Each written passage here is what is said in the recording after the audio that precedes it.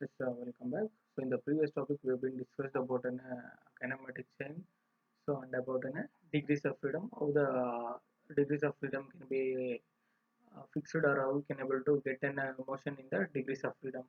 So with continuation that now we're going to see about the in this video about the Gabler's equation, inversion of mechanism, and an 4-bar chain. So is the Gabler's is an equation is nothing but Gabler's is a scientist who derived how to find out the number of degrees of freedom in different mechanisms.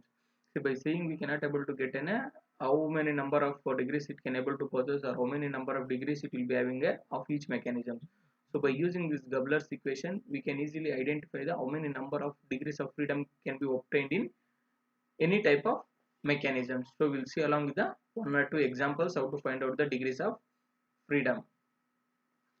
So the Gabler's equation is nothing but number of degrees of freedom of a mechanism is given by, so he has been derived with an equation.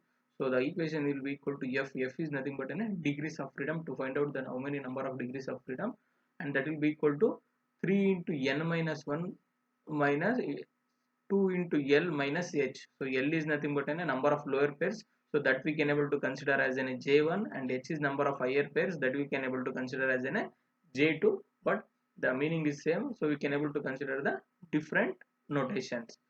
So Gabler's equation is nothing but number of degrees of freedom of a mechanism that which can be obtained in the form of equation. F will be equal to 3 into n minus 1 minus 2 into either J1 you can consider, or L, or minus H, or instead of H you can able to consider the J2.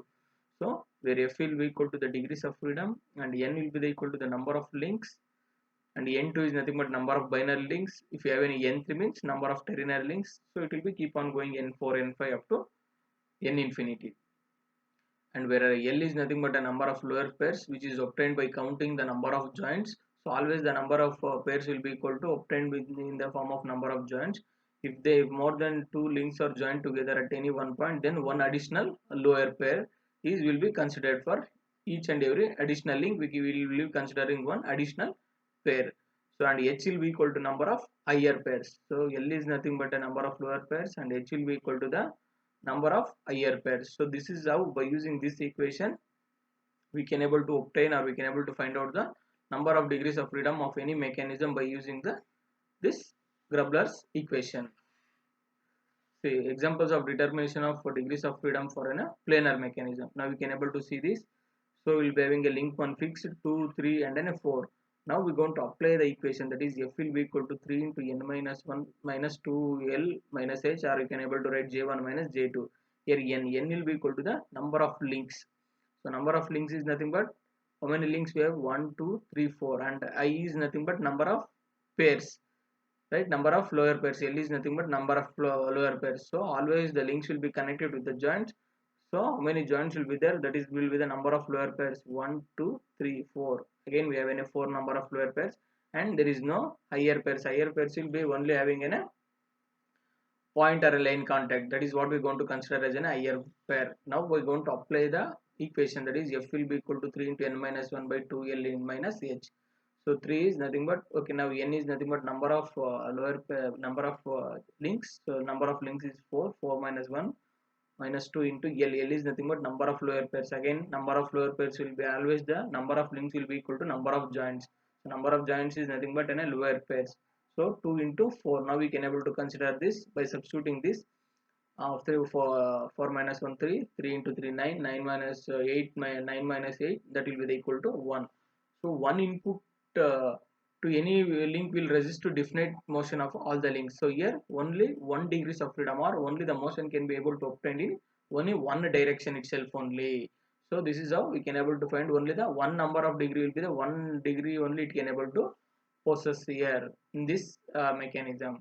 So similarly coming to the next one, you can able to see 1 2 3 4 5, 5 links are there. So here again number of links will be equal to 5. So number of lower pairs, again number of joints will be equal to number of links will be equal to number of joints, that is 5, and the H will be number of higher pairs is 0. By substituting equation, F will be equal to 3 into n minus 1 minus 2L into H, that will be equal to lower pairs. Now if I am substituting, it can able to provide the it can able to provide the 2 degrees. So two inputs of two any links are required to yield a definite motions. So in this mechanism, either it can able to provide in the 2 degrees of motion can able to be obtained in this mechanism.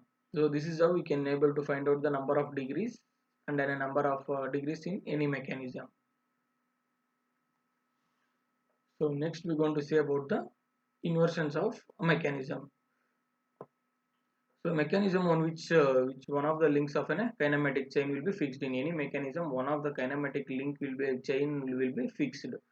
So here what is how we can able to obtain different inversions is different mechanisms can be obtained the fixing the different links of the same kinematic chain.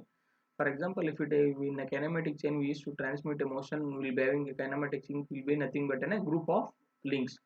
For example, we will assume as a group of links will be the 4 links will be there in the group of kinematic chain. So by fixing the number of by fixing the different links, if we need to transmit the any motion, we need to fix any one link.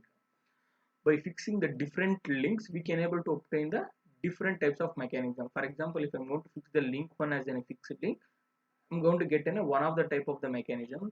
Similarly, if I'm going to fix the link 2, I'm going to get another type of mechanism.